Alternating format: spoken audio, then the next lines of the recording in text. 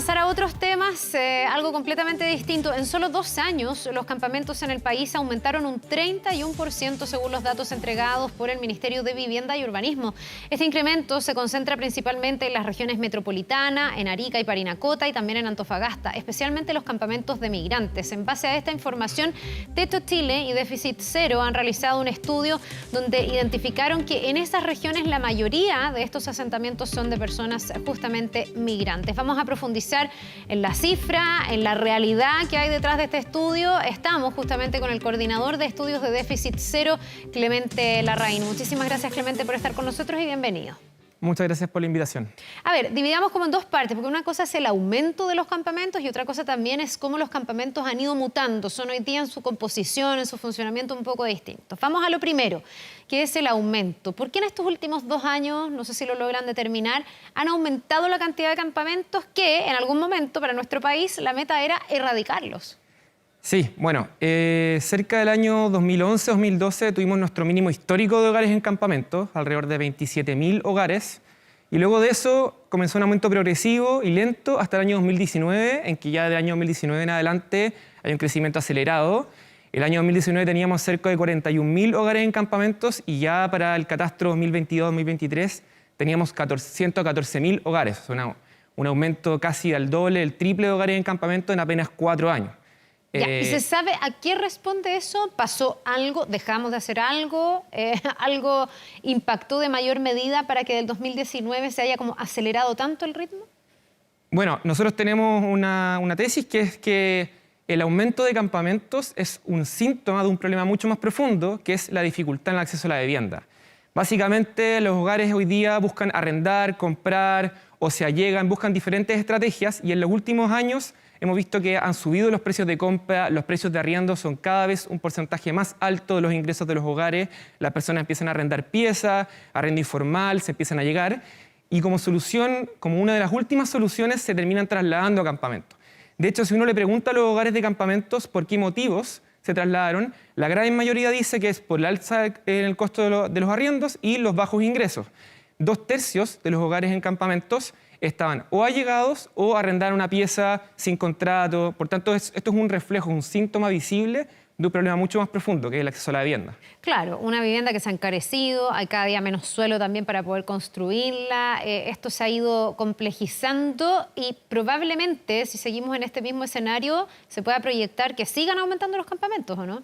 Porque hoy día no hay nada que haga pensar ni que los precios vayan a bajar ni que los suelos vayan a estar más disponibles. Es probable que sí, es probable que continúe, a menos que empiece a aumentar la oferta y la cantidad de soluciones. En el fondo, hay una demanda habitacional y una oferta, y si logramos construir y dar solución a mayor cantidad de familias, podemos revertir esa tendencia. En el fondo, nosotros creemos de que justamente desde Déficit Cero, nuestra misión es hacer estudios y propuestas que ayuden justamente a cambiar esta tendencia. Ya, ahora vamos a la composición, porque aquí hay problemáticas diferentes, me imagino, dependiendo del tipo de campamento del que estemos hablando.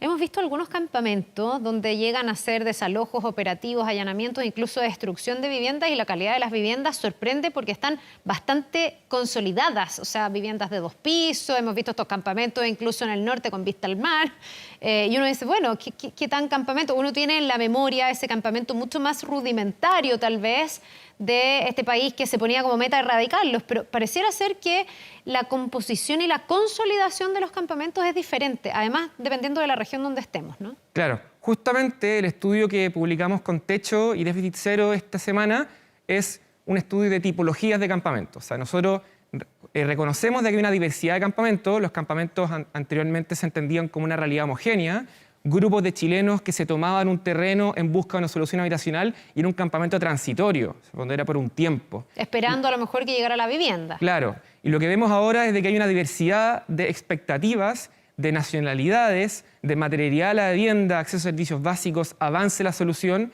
y lo que nosotros observamos es de que esa diversidad teníamos que intentar comprenderla, de que, por así decirlo, no es solamente este grupo de campamentos de chilenos históricos, sino también, tampoco son solamente campamentos de inmigrantes como hoy día ha aparecido más en la prensa, sino que hay una diversidad de una heterogeneidad de realidades en los campamentos. Ya, ¿y qué lograron establecer? Porque ahí decíamos, región metropolitana, Arica y Parinacota, Antofagasta, son como las 3 regiones donde hay más presencia de migrantes. Claro. ¿Esos campamentos que tienen más presencia de migrantes son distintos a los campamentos que tradicionalmente teníamos en Chile? ¿Han mutado en su forma también? Sí, son distintos.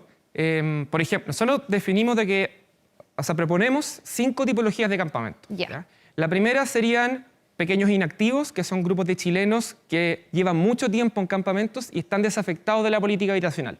No están organizados. Ya no esperan, digamos. Sí, ya no esperan y llevan ahí mucho tiempo. Después tenemos un segundo grupo que son grandes inmigrantes, que son justamente esta tipología que son la que aparece más fuerte en Arica, Parinacota, la metropolitana y otras regiones. ¿Y cómo son esos campamentos? Son campamentos... Además de tener muchos migrantes, digamos, pero claro, son consolidados, son más no tan densos, consolidados. por ejemplo, son más densos. Hay más gente. También es interesante porque algunas de sus dinámicas responden a la condición migrante. Por ejemplo, muchos inmigrantes llegan en búsqueda de redes, por ejemplo, familiares, tienen algún conocido, y también tienen más expectativa de erradicación, porque posiblemente en sus países de origen esta fórmula de generar una toma y consolidarse era más común, por tanto, tienen mayor expectativa de erradicación. En tercer lugar están los macrocampamentos, donde también hay inmigrantes, pero también hay chilenos, cuando que son los campamentos grandes, muy, muy grandes, que pueden ser o conjuntos de pequeños campamentos que están unidos o campamentos de más de 2.000 hogares, que son como, por ejemplo, los que hemos conocido en la región metropolitana. O en San Antonio. Claro. Está hoy día vigente una orden de desalojar, pero es tan grande ese campamento que en el fondo nadie sabe muy bien cómo se llegaría a ejecutar eso. Son como mini ciudades ya consolidadas. Claro, eso justamente nosotros consideramos que los macrocampamentos tienen el desafío de su magnitud. Son tan grandes que representan un desafío para la política habitacional gigantesco en términos de qué solución dar a tantos hogares. Seguramente pasará por soluciones colectivas, construcción de conjuntos en algún sector, o radicación, o hay que evaluar cuál es la más pertinente. Cuando tú dices grandes, ¿estamos hablando de cuánta gente en un campamento, de estos megacampamentos? Nosotros consideramos macrocampamentos, son o campamentos, un solo campamento de más de 1.000 hogares, o conjuntos de campamentos contiguos, organizados, que representan más de 500 hogares. Ya, y que conviven entre sí, que en el fondo claro, igual terminan siendo un cuerpo. Claro, exactamente. Ya, ahí vamos con 3 de las categorías. Sí. Hay 2 más. La cuarta categoría son los campamentos estratégicos, que son lo más parecido a lo que entendíamos tradicionalmente por un campamento. O sea, grupos de chilenos que en su mayoría estaban allegados, se toman un terreno en busca de una solución, se caracterizan por estar muy avanzados y trabajando con el Estado en busca de una solución habitacional. Son los que están más avanzados en lograr una solución. ¿Y son los que más se regularizan, por ejemplo? Porque también hay lugares donde todos sabemos que la gente se puso con una casa no regularizada, pero que de a poco, y por pelearla mucho y por organizarse, terminan logrando que haya una regularización por parte del Estado. No necesariamente. Muchos de los campamentos estratégicos tienen como expectativa conseguir un subsidio de ese 49, estos de construir un conjunto. ¿Ya? Y están ahí en un campamento, pero su misión, o sea, su objetivo a largo plazo es conseguir una solución definitiva. Y salir de ahí, digamos. Claro. Ya. ¿Y la última categoría? Y la última es una interesante porque no está mucho en la discusión, que son los campamentos periféricos, que son campamentos que están lejos de las ciudades, son más pequeños, son de chilenos, y creemos nosotros que están asociados a alguna actividad productiva. Por ejemplo, son en caletas, cerca de forestales, y son un porcentaje relevante, alrededor de un 15% de los campamentos son campamentos periféricos. Por tanto, era una tipología que no habíamos observado anteriormente.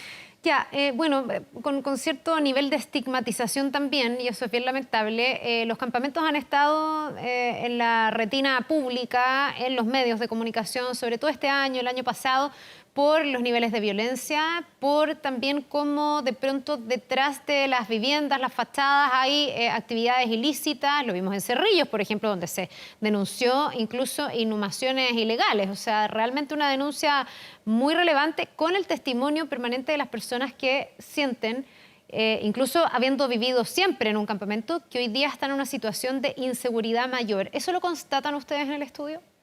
La variable de seguridad no es una variable que nosotros consideramos para definir las tipologías, pero sí, evidentemente, ante el crecimiento de los campamentos, que como comentaba anteriormente, responde a un problema de vivienda, se han amparado algunas actividades ilícitas, por ejemplo, las que conocemos en algunos campamentos de la región metropolitana, pero también, por ejemplo, la venta de terrenos, que son estos loteos brujos.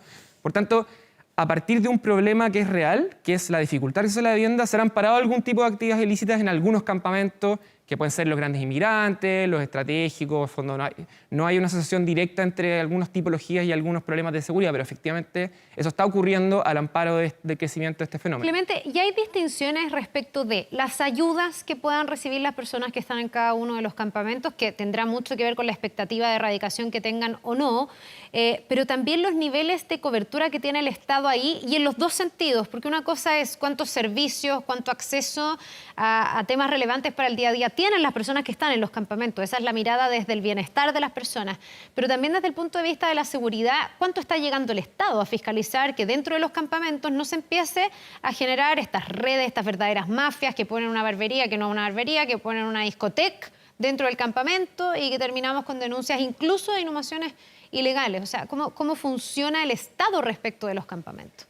Claro, sí, bueno, es que yo creo que el Estado quedó simplemente imposibilitado de actuar ante el crecimiento explosivo del 2019 en adelante. En el fondo, cuando los hogares en campamentos se multiplican por 2, por 3, naturalmente el Estado ha intentado, y por ejemplo este gobierno ha hecho un esfuerzo en un plan de emergencia que ha intentado ampliar su trabajo con campamentos, pero claro, básicamente el Estado no está dando abasto para otorgar condiciones mínimas de seguridad, porque es un problema y un fenómeno relativamente que ha crecido con mucha más fuerza en los últimos años.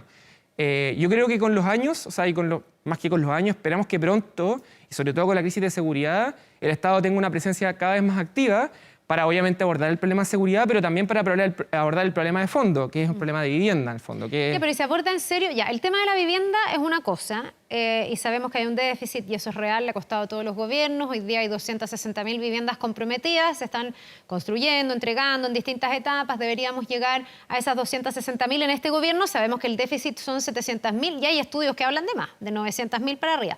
Eso es una cosa, y me imagino que es más fácil de constatar en términos de la seriedad de la política pública y lo que tiene como candados o trabas. Pero hay otro trabajo que a mí igual me ha dado vuelta a raíz del caso Convenio, que tiene que ver con esto de que haya fundaciones que van a los campamentos a hacer trabajos que no sé qué utilidad tienen y no sé hasta qué punto constituyen más bien fines políticos. Cuando a ti te dicen plan de asentamientos precarios, pero ves que esto pasa por charlas de organización política. ¿El Estado trabaja en serio para mejorarle la vida a las personas en los campamentos? Bueno, el ejemplo del caso Convenio es un buen ejemplo. Básicamente el Estado, dado que no tenía sus capacidades para llegar a todos los campamentos, empezó a asociarse con algunas fundaciones para intentar hacer diagnósticos y apoyar en una primera etapa el trabajo con campamentos. Lamentablemente se hizo con todos estos problemas e ilegalidades que todos conocemos. Y para nosotros nos parece muy lamentable porque creemos de que ese trabajo hay que hacerlo, en el fondo. Hay que hacer un diagnóstico y hay que comenzar a trabajar con las comunidades de los campamentos. Eso era necesario. Lamentablemente, a partir de lo que ocurrió con los casos Convenio, nos hemos visto muy retrasado ese trabajo. En el fondo, a partir de lo del caso Convenio, lamentablemente se tuvo que paralizar todo. Pero claro, uno esperaría de que el trabajo del Estado con la sociedad civil, obviamente la sociedad civil que efectivamente tiene experiencia y que tiene... va a hacer un buen trabajo con las comunidades. Y que va a invertir la plata en las personas y no en sus bolsillos. Claro. Nosotros hubiéramos esperado de que eso se hubiera profundizado y nos preocupa que hemos visto que se ha ralentizado el trabajo con los campamentos. O sea, nosotros esperaríamos que ojalá se pueda reactivar y tanto el Estado como la sociedad civil podamos trabajar en conjunto por hacer un buen diagnóstico. Ya, y yo me imagino que igual hay como un límite teórico-práctico, digamos, que es hasta qué punto el Estado apuntala a los campamentos como una infraestructura que vaya mejorando, si son en el fondo terrenos que muchas veces se tomaron de manera irregular, que esconden estas mafias, que se comercializan de una forma irregular. El Estado también tendrá algunos límites en poner más infraestructura, en poner más servicios, si es que lo que se quiere como fin último es erradicar, ¿o no? Claro. Bueno, es que la solución pertinente para cada campamento depende de muchas variables. Por ejemplo, si el terreno es un terreno hábil para construir o no. Por ejemplo, hay campamentos que están en zonas de riesgo. Naturalmente, ahí uno jamás querría que los hogares que se quedaran durante mucho tiempo.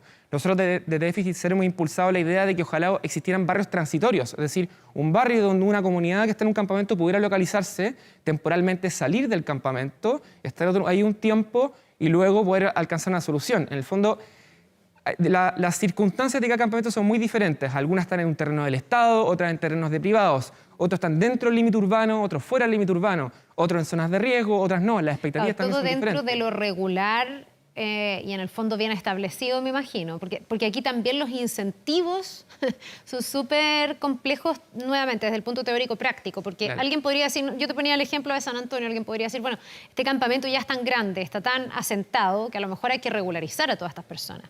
Pero ahí viene otro que te dice, oye, llevo años esperando en un comité de allegados en mi casa, y me van a saltar la fila para premiar a personas que están en un terreno que no correspondía o los que están dentro de terrenos privados. Hemos visto casos dramáticos.